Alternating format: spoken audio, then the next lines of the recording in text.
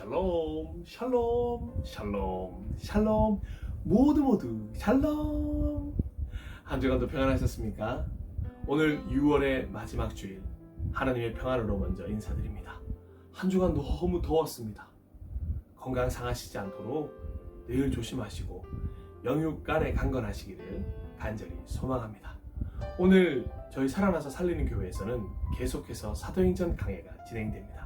오늘은 사도행전 17장을 본문으로 하여 하나님의 말씀을 들어보도록 하겠습니다. 오늘 이 말씀을 통하여 하나님의 마음을 깨닫는 귀한 시간이 되기를 간절히 소망합니다. 여러분도 기대하시죠? 오늘도 말씀을 기대하면서 하나님을 기대하면서 나아가기를 소망합니다. 그럼 함께 먼저 본문을 살펴보고 말씀을 나누도록 하겠습니다. 오늘은 사도행전 17장 23절을 본문으로 하여 교회 알지 못하는 신에게 라고 새긴 제단인가 라는 제목으로 함께 강해를 나누도록 하겠습니다. 본문 함께 읽겠습니다. 17장 23절입니다. 내가 다니면서 여러분이 예배하는 대상들을 살펴보는 가운데 알지 못하는 신에게 라고 새긴 제단도 보았습니다. 그러므로 나는 여러분이 알지 못하고 예배하는 그 대상을 여러분에게 알려드리겠습니다. 아멘. 맹목이라는 단어가 있습니다. 국어사전을 보니 눈이 멀어서 보지 못하는 눈, 이성을 잃어 적절한 분별이나 판단을 못하는 일이라는 뜻을 가지고 있습니다. 그런데 이 맹목이라는 단어가 그리스도인들의 연관 검색어라는 안타까운 사실을 알고 계십니까? 사람들은 그리스도인들이 눈이 멀어서 보지 못하는 눈을 가지고 있고 또한 이성을 잃어 적절한 분별이나 판단을 못하는 일을 자주 한다고 생각하는 것입니다. 그리고는 최종적으로 그리스도인들을 맹목적이라는 결론을 내리면서 주관이나 원칙이 없이 덮어놓고 행동하는 존재로 생각한다는 것입니다. 과연 그럴까요? 과연 우리는 정말 주관이나 원칙 없이 덮어놓고 행동하는 그리스도인일까요? 아니면 하나님을 믿음으로 말씀을 근거로 하여 사랑으로 행동하는 그리스도인일까요? 오늘 사도행전 17장 강해를 보면서 함께 묵상해보는 시간을 좀 가져보았으면 좋겠습니다. 빌립보에서 겪은 교훈을 통하여 바울 일행은 다시 복음을 전하는 일에 집중하는 모습을 회복합니다. 그래서 암비볼리와 아볼로니아를 거쳐 데살로니가에 이르러서도 관례대로 회당으로 찾아가게 됩니다. 그리고 그곳에서 3주에 걸쳐 성경을 가지고 그들과 토론하게 됩니다. 바울 일행의 핵심은 언제나 복음, 예수 그리스도였습니다. 17장 3절입니다. 그는 그리스도께서 반드시 고난을 당하시고 죽은 사람들 가운데서 살아나셔야 한다는 것을 해석하고 증명하면서 내가 여러분에게 전하고 있는 예수가 바로 그 그리스도이십니다 하고 말하였다. 아멘. 그리고 그 결과를 성경은 다음과 같이 기록하고 있습니다. 이어서 4절입니다. 그들 가운데 몇몇 사람이 승복하여 바울과 실라를 따르고 또 많은 경건한 그리스 사람들과 적지 않은 귀부인들이 그렇게 하였다. 아멘. 물론 승복만 한 사람들만 존재했던 것은 아니었습니다. 시기한 무리도 언제나 그랬듯 존재했습니다. 계속해서 5절입니다. 그러나 유대 사람들은 시기하여 거리의 불량배들을 끌어모아다가 패거리를 지어서 시내의 소요를 일으키고 야손의 집을 습격하였다.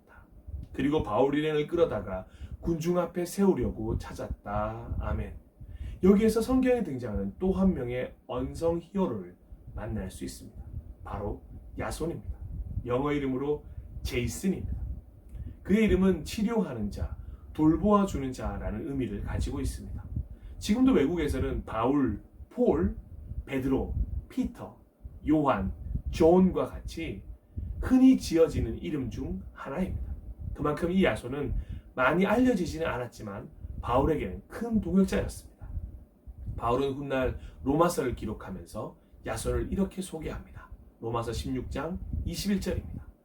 나의 동역자 디모데와 나의 친척 루기오와 야손과 소시바더가 여러분에게 문안합니다. 아멘. 이런 야손의 도움을 받아 바울 일행은 자신들을 군중 앞에 세우려 했던 무리를 피할 수 있었습니다. 하지만 바울 대신 야손이 겪지 않아도 될 일을 당하게 됩니다. 사도행전 17장 6절에서 9절 말씀입니다. 그러나 그들을 찾지 못하고 야손과 신도 몇 사람을 시청 관원들에게 끌고 가서 큰 소리로 외쳤다. 세상을 소란하게 한 그 사람들이 여기에도 나타났습니다. 그런데 야손이 그들을 영접하였습니다. 그 사람들은 모두 예수라는 또 다른 왕이 있다고 말하면서 황제의 명령을 거슬려 행동합니다. 군중과 시청 관원들이 이 말을 듣고 소동하였다. 그러나 시청 관원들은 야손과 그 밖의 사람들에게서 보석금을 받고 놓아주었다. 아멘. 바울 일행은 분명히 세상을 소란하게 한 존재들로 알려지고 있었습니다. 이것은 의미 있는 기록입니다. 바울 일행의 영향력이 미미했던 것이 아니라 가는 곳마다 의미 있는 결과를 낼 만큼 파급력이 있었다는 것입니다. 이성적이라고 알려진 사람들이 맹목적이라고 생각하는 그리스도인들이 되는 일들이 곳곳에서 일어나고 있었기 때문입니다. 그리고 야손을 포함한 믿는 이들은 예수를 왕이라고 표현했다는 사실이 놀랍습니다. 황제의 통치 아래에 있었던 그들이 예수를 자신의 왕이라고 말했다는 것은 실로 엄청난 고백이었습니다. 누군가가 듣기에 따라 이건 곧 반역이었고 죽을 수도 있는 단어의 선택이었습니다.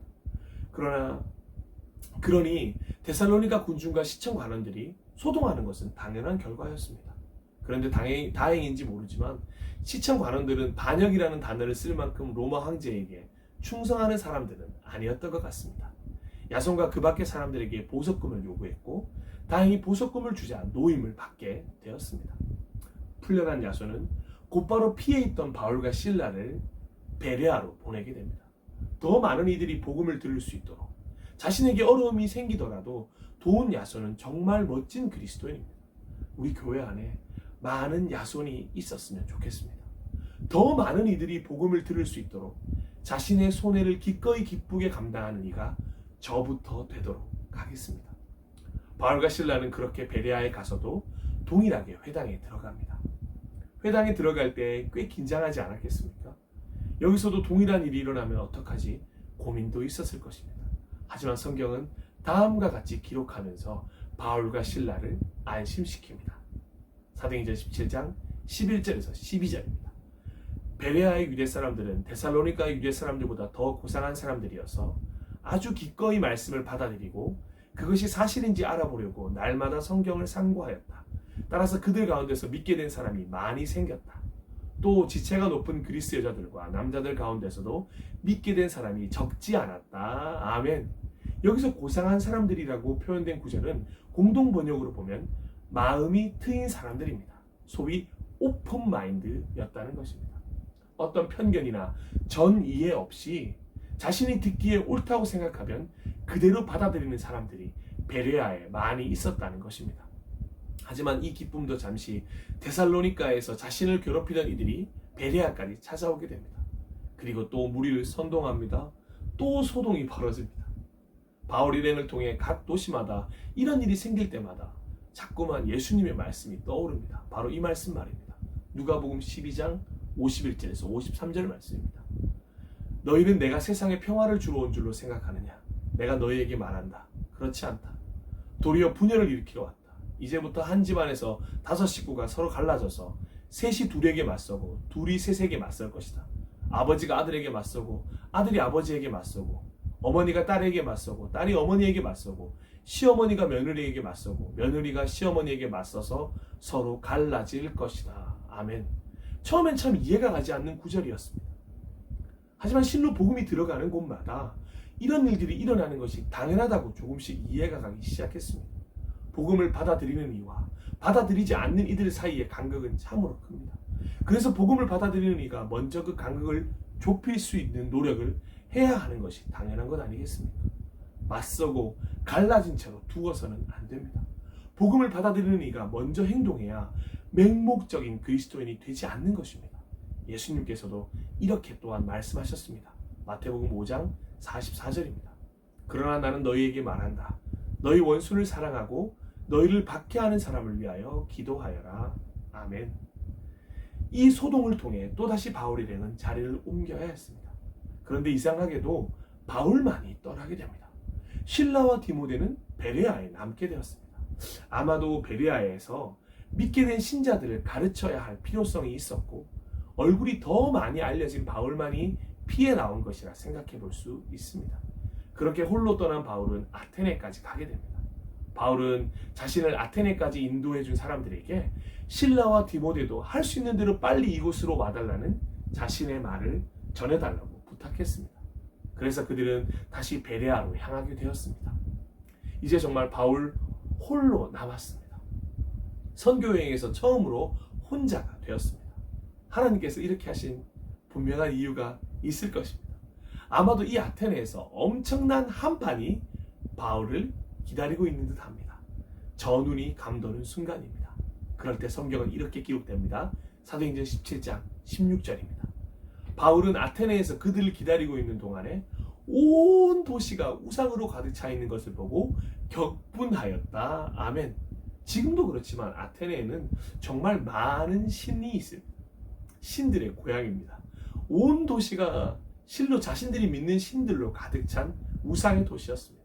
그런 도시를 보고 있으니 바울은 격분하기 시작하는 것입니다. 문득 격분이 아니라 안타까운 마음이었으면 어땠을까 생각해 봅니다. 여하튼 바울은 실라와 디모데를 더 이상 기다리지 않고 홀로 적진으로 뛰어들었습니다. 17절에서 18절입니다. 그래서 바울은 회당에서는 유대 사람들과 이방 사람 예배자들과 더불어 토론을 벌였고, 또한 광야에서는 만나는 사람들과 날마다 토론하였다. 그리고 몇몇 에피쿠로스 철학자와 스토아 철학자도 바울과 논쟁하였는데, 그 가운데서 몇몇 사람은 이 말쟁이가 도대체 무슨 소리를 하려는 것인가 하고 말하는가 하면, 또 몇몇 사람은 그는 외국 신들을 선전하는 사람인 것 같다라고 말하기도 하였다. 그것은 바울이 예수를 전하고 부활을 전하기 때문이었다. 아멘. 정말 대단한 토론과 논쟁의 순간입니다. 바울은 혼자서 최선을 다해 복음을 전합니다. 그가 얼마나 말을 잘하는 사람으로 보여졌는지 바울에게 말쟁이라는 별명까지 생기게 되었습니다. 격분한 바울은 자신이 가장 잘하는 토론을 통하여 복음을 전하는 일에 몰두하게 됩니다. 그리고 바울에게 좋은 기회가 찾아왔습니다. 바로 아레오바고 법정에 서게 된 것입니다. 아레오바고는 그리스도 아테네 아크로폴리스 북서쪽에 있는 아레이오스 파고스 아레스 언덕이라는 커다란 바위 언덕입니다. 이곳은 오늘날로 치면 고등 법원입니다. 법원으로 끌려간 게 왜 좋은 기회라고 말씀드리는가 하면, 이곳에서는 어떠한 위협도 없이 자신의 의견을 마음껏 말할 수 있는 변론의 기회가 주어졌기 때문입니다. 17장 19절에서 20절을 함께 보도록 하겠습니다. 그들은 바울을 붙들어 아레오바고 법정으로 데리고 가서, 당신이 말하는 이 새로운 교훈이 무엇인지 우리가 알 수 있겠소? 당신은 우리 귀에 생소한 것을 소개하고 있는데 도대체 그것이 무엇인지 알고 싶소? 하고 말하였다. 아멘. 공식적으로 복음을 전할 수 있는 기회가 찾아온 것입니다. 하나님께서 바울에게 아테네에서 예수 그리스도에 대해서 선포할 기회를 허락해 주신 것입니다. 신들의 도시라고 불리는 아테네에서 누가 진짜 신인지 보여주고 싶으신 것입니다. 바로 바울을 통해 말입니다. 그리고 아테네 사람들은 그런 이야기를 듣는 것을 너무도 좋아하는 사람들이었습니다. 21절에 이렇게 기록되어 있습니다. 모든 아테네 사람과 거기에 살고 있는 외국 사람들은 무엇이나 새로운 것을 말하고 듣는 일로만 세월을 보내는 사람이었다. 아멘. 그렇게 그 유명한 바울의 아테네 변론이 시작됩니다. 선교 여행을 떠난 뒤 이렇게 공식적으로 복음을 전할 수 있는 기회를 얻은 적은 처음이었습니다. 한 구절 한 구절 정말 주옥 같은 변론이고 설교이고 선포입니다. 천천히 저와 함께 한 구절 한 구절 함께 읽어보았으면 좋겠습니다. 바울이 아레오바고 법정 가운데 서서 이렇게 말하였다. 아테네 시민 여러분, 내가 보기에 여러분은 모든 면에서 종교심이 많습니다. 내가 다니면서 여러분이 예배하는 대상들을 살펴보는 가운데 알지 못하는 신에게라고 새긴 제단도 보았습니다. 그러므로 나는 여러분이 알지 못하고 예배하는 그 대상을 여러분에게 알려드리겠습니다. 우주와 그 안에 있는 모든 것을 창조하신 하나님께서는 하늘과 땅의 주님이시므로 사람의 손으로 지은 신전에 거하지 않으십니다. 또 하나님께서는 무슨 부족한 것이라도 있어서 사람의 손으로 섬김을 받으시는 것이 아닙니다. 그분은 모든 사람에게 생명과 호흡과 모든 것을 주시는 분이십니다. 그분은 인류의 모든 족속을 한 혈통으로 만드셔서 온 땅 위에 살게 하셨으며 그들이 살 시기와 거주할 지역의 경계를 정해 놓으셨습니다. 이렇게 하신 것은 사람으로 하여금 하나님을 찾게 하시려는 것입니다. 사람이 하나님을 더듬어 찾기만 하면 만날 수 있을 것입니다. 사실 하나님은 우리 각 사람에게서 멀리 떨어져 계시지 않습니다. 여러분의 시인 가운데 어떤 이들도 우리도 하나님의 자녀이다 하고 말한 바와 같이 우리는 하나님 안에서 살고 움직이고 존재하고 있습니다. 그러므로 하나님의 자녀인 우리는 신을 사람의 기술과 고안으로 금이나 은이나 돌에다가 새겨서 만든 것과 같다고 생각해서는 안 됩니다. 하나님께서는 무지했던 시대에는 눈 감아 주셨지만 이제는 어디에서나 모든 사람에게 회개하라고 명하십니다. 그것은 하나님께서 세계를 정의로 심판하실 날을 정해 놓으셨기 때문입니다. 하나님께서는 자기가 정하신 사람을 내세워서 심판하실 터인데 그를 죽은 사람들 가운데 살리심으로 모든 사람에게 확신을 주셨습니다. 아멘. 정말 군더더기라고는 찾아볼 수는 없는 짧고 명확하고 분명한 변론이었습니다. 이 변론을 들은 사람들의 반응이 궁금하지 않으십니까? 성경은 이어서 이렇게 기록합니다. 32절, 33절입니다. 그들이 죽은 사람들의 부활에 대해서 들었을 때 더러는 비웃었으나 더러는 이 일에 관해서 당신의 말을 다시 듣고 싶소 하고 말하였다. 이렇게 바울은 그들을 떠났다. 아멘. 이상하게도 이렇게 훌륭하고 군더더기 없는 멋진 설교와 변론을 듣고도 많은 열매를 맺지는 못한 것으로 보입니다. 비웃거나 다시 한번 듣고 싶어하는 사람들은 있었지만 복음을 받아들이는 이들이 보이지 않자 바울은 그대로 그곳을 떠나게 되었습니다. 저는 이 결과가 당연했으리라 생각됩니다. 말씀을 전하고자 하는 복음에 대한 열정보다는 격분 때문이었다고 성경은 기록하고 있기 때문입니다. 그저 논리적으로만 자신의 생각을 전한 바울이었기에 은혜를 전하는 통로로 사용되지 못한 바울 같은 느낌이 들었습니다. 하지만 그럼에도 불구하고 성경은 한 구절을 더 기록하고 있습니다. 이 바울의 변론을 듣고 신자가 된 사람들이 있었다는 것입니다. 아마도 바울의 이야기를 듣고 곰곰이 묵상하고 결정하는데 며칠간의 시간이 좀 필요했던 모양입니다. 사도행전 17장 34절입니다. 그러나 몇몇 사람은 바울 편에 가담하여 신자가 되었다. 그 가운데는 아레오바고 법정의 판사인 디오누시오도 있었고 다말이라는 부인도 있었고 그 밖에 다른 사람들도 있었다. 아멘. 개역개정에서는 디오누시오를 시의원이라고 소개하고 있습니다. 하지만 원어로 보았을 때 판사로 해석하는 것이 더 좋은 해석입니다. 물론 시의원인 동시에 판사라고 볼 수도 있습니다. 이때 바울의 복음을 듣고 받아들였던 디오누시오는 결국 아테네 교회의 2대 주교가 되었고 훗날 복음을 위해 순교한 믿음의 사람이 되었습니다. 이 디오누시오의 이름의 뜻이 무엇인지 아십니까? 하나님의 감동입니다. 바울을 통해 임한 하나님의 감동이 하나님의 감동인 디오누시오를 변화시키신 것입니다. 알지 못하는 신을 아는 하나님으로 영접하였습니다. 그래서 그는 하나님 나라를 위해 쓰임받게 된 것입니다. 또한 바울의 사역을 적극적으로 도운 인물로 알려진 다마리도 이곳에서 만나게 되었습니다. 실라와 디모데 없이 홀로 아테네에 온 바울, 더욱 외로워질 뻔했던 바울이었지만 이곳에서도 훌륭한 동역자들을 만나게 하신 하나님이십니다. 이렇게 사도행전 17장은 마무리됩니다. 그런데 사도행전 17장을 강해를 내용적으로는 마무리했지만 이상하게도 마음으로는 잘 마무리가 되지 않았습니다. 왜냐하면 바울의 아테네 변론 중 한 구절이 계속 마음에 걸렸기 때문입니다. 바로 이 구절입니다. 사도행전 17장 23절입니다. 내가 다니면서 여러분이 예배하는 대상들을 살펴보는 가운데 알지 못하는 신에게라고 새긴 제단도 보았습니다. 그러므로 나는 여러분이 알지 못하고 예배하는 그 대상을 여러분에게 알려드리겠습니다. 아멘. 이 구절을 보는데 문득 그런 생각이 들어 가슴이 아팠습니다. 바울은 당시 아테네를 보고 이런 이야기를 했지만 오늘 하나님께서는 우리네 교회를 보고 이런 말씀을 하고 계시는 것은 아닐까라는 생각 말입니다. 조금 더 깊이 들어가면 왜 교회가 맹목적인 단체가 되었을까? 왜 그리스도인들이 맹목의 대표자들이 되었는가라는 질문에 대한 답이 바로 이 구절 때문은 아닐까 생각이 들었습니다.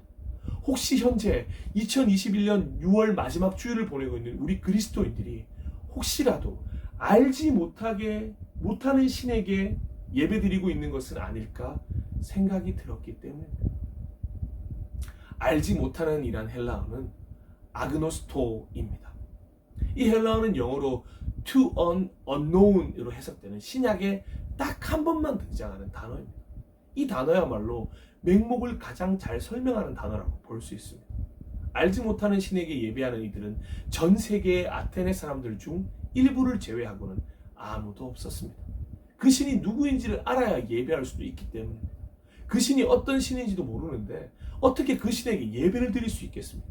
그래서 이 헬라어 아그노스토스도 신약에서 딱 한 번만 사용되어진 것입니다. 왜냐하면 하나님에 대해서 기록된 성경에서 이 단어가 쓰일 필요가 없기 때문입니다. 성경에 등장하는 예배자들은 분명히 하나님에 대해서 알고 예배했기 때문입니다. 그 당시 아레오바고 법정에 모였듯이 오늘도 온라인, 오프라인으로 교회에 많은 사람들이 모입니다. 그리고 그날 그들처럼 당신이 말하는 이 새로운 교훈이 무엇인지 우리에게 알 수 있겠소? 당신은 우리 귀에 생소한 것을 소개하고 있는데 도대체 그것이 무엇인지 알고 싶소라고 말하면서 흥미로워하기도 합니다. 왜 아테네에서 더 많은 열매를 맺지 못했는가를 또 찾는다면 바로 이 부분입니다. 그들은 복음을 그저 흥미로운 이야기로 들었습니다. 자신들에게 주는 하나님의 메시지라고 생각하지 않았다는 것입니다. 하나님이 지금 나에게 주시는 말씀으로 듣지 않고 그냥 소설을 듣는 것처럼 귀가 즐거운 이야기였다는 것입니다. 그래서 바울의 군더더기 없는 설교를 듣고도 몇몇 사람을 제외하고는 반응이 나타나지 않은 것입니다. 슬프지만 오늘날도 마찬가지입니다. 어떤 목사가 더 재밌더라, 어떤 목사가 신선한 이야기를 하더라, 한 번쯤 들어볼 만한 설교더라 라고 말하면서 결국 본질인 하나님의 말씀에 대해서는 외면하는 것과 동일합니다. 설교는 말씀이 아닙니다. 목회자의 생각이나 철학이 담겨져 있습니다. 소위 필터링이 됩니다. 그래서 말씀을 전하는 자가 정말 중요합니다. 필터를 뺄 수 있는 방법은 오로지 말씀을 말씀 그대로 전하는 통로가 되는 것입니다. 설교가 아닙니다. 그리고 아테네 사람들을 보면서 실로 다시 한번 느끼지만 마음밭이 정말 중요한 것 같습니다. 하나님의 말씀을 듣는 마음의 현 상태가 정말 중요한 것입니다. 어떤 마음으로 하나님의 말씀을 들어야 하는지 알려주시기 위해 예수님은 이미 우리에게 이런 비유를 들려주셨습니다. 마가복음 4장 14절에서 20절 말씀입니다. 씨를 뿌리는 사람은 말씀을 뿌리는 것이다. 길가에 뿌려지는 것들이란 이런 사람들이다. 그들에게 말씀이 뿌려질 때에 그들이 말씀을 듣기는 하지만 곧바로 사탄이 와서 그들에게 뿌려진 그 말씀을 빼앗아 간다. 돌짝밭에 뿌려지는 것들이란 이런 사람들이다. 그들은 말씀을 들으면 곧 기쁘게 받아들이기는 하지만 그들 속에 뿌리가 없어서 오래가지 못하고 그 말씀 때문에 환난이나 박해가 일어나면 곧 걸려 넘어진다.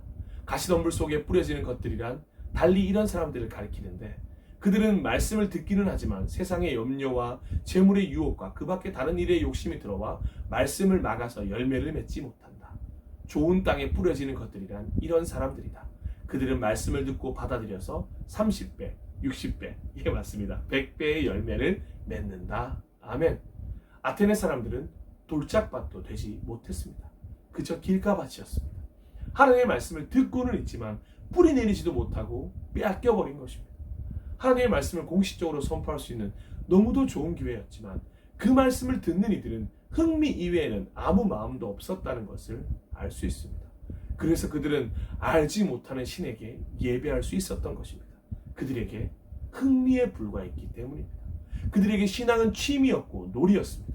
그저 더 알고 싶은 영역일 뿐이었고 탐구하고 싶은 부분일 뿐이었습니다.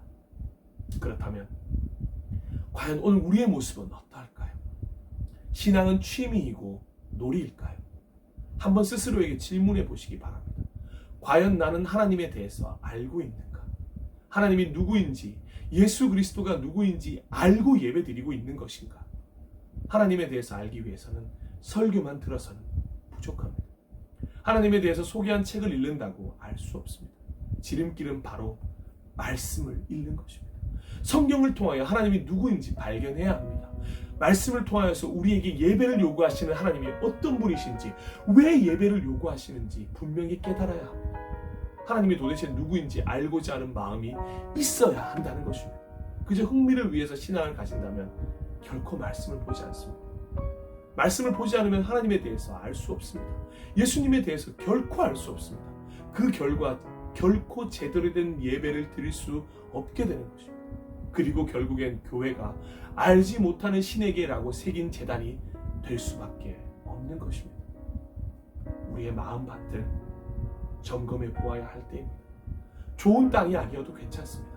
돌짝밭도 괜찮고 가시덤불 가득한 밭도 괜찮습니다. 갈아엎어서 좋은 땅으로 만들 수 있습니다.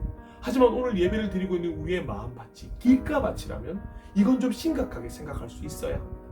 길가밭은 맹목을 만들 수밖에 없습니다. 맹목의 또 다른 이름은 무지함이기 때문입니다.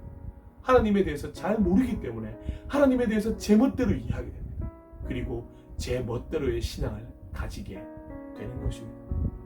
우리가 하나님에 대해서 제대로 안다면 결코 맹목적인 그리스도인이 될 수 없습니다. 누구보다 합리적이고 이성적이고 누구보다 괜찮은 존재가 됩니다. 주관이나 원칙이 없이 덮어놓고 행동하는 그리스도인이 아니라 하나님을 믿음으로 말씀을 근거로 하여 사랑으로 행동하는 그리스도인이 되는 것입니다. 그리고 자연스럽게 그 모습을 사람들이 발견하게 될 것입니다. 흥미를 위해서라면 교회가 아니라 세상으로 가셔야 합니다. 쾌락적 재미를 위해서라면 지금 하나님께 잘못 오신 것입니다. 하나님으로부터 오는 재미는 세상에서는 결코 얻을 수 없는, 세상엔 존재하지 않는 기쁨과 평안입니다. 쾌락적 재미와 완전히 반대되는 재미임에도 불구하고 우리를 자꾸 행복하게 만듭니다. 연달아 미소 짓게 만듭니다. 분명히 손해를 보고 있음에도, 분명히 대접받지 못하고, 분명히 힘들고 분명히 어려운 일임에도 불구하고 신기하게 기쁨과 평안이 계속 자리 잡고 있습니다. 바로 우리가 하나님을 알기 때문에 그렇습니다. 예수님이 누구인지 깨달았기 때문입니다. 또한 아는 하나님을 예배하기 때문입니다.